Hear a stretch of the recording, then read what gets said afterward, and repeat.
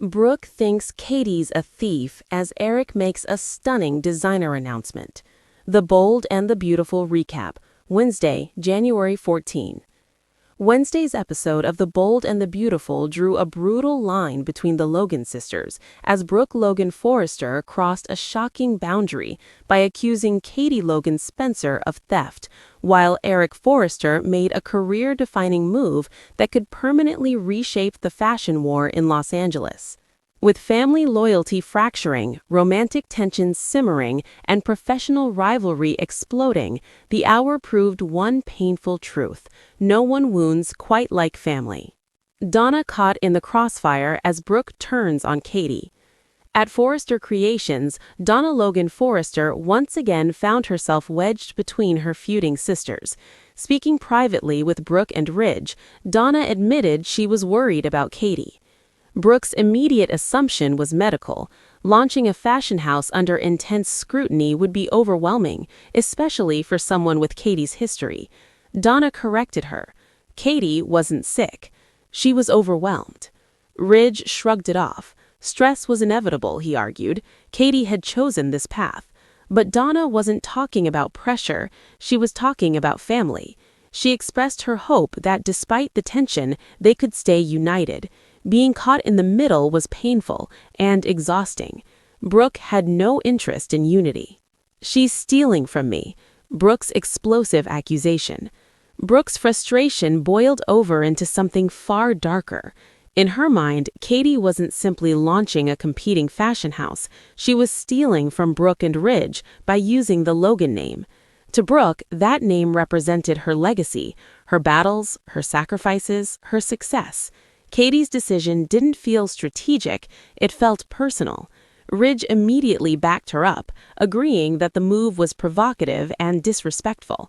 Donna tried once more to de-escalate, reminding them that Katie was still family. But Brooke had already drawn her line. Katie wasn't just competition, she was a thief. Katie buckles under pressure at Logan headquarters.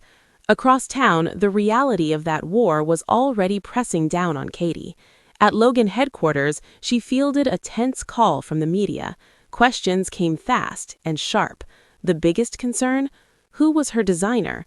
Katie couldn't give a definitive answer, and the hesitation was damning. Without a creative force at the helm, Logan looked vulnerable before it even launched. Katie's confidence wavered, until Eric Forrester walked in. Eric sees what others don't. Katie welcomed Eric warmly and didn't hide her fear.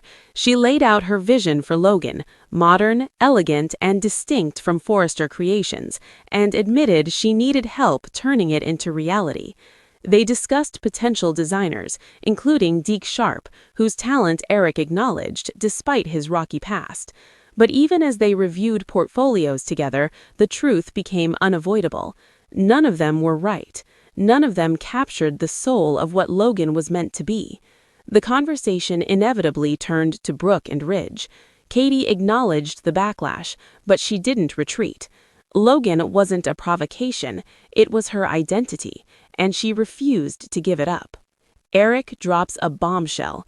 "We're going to launch Logan."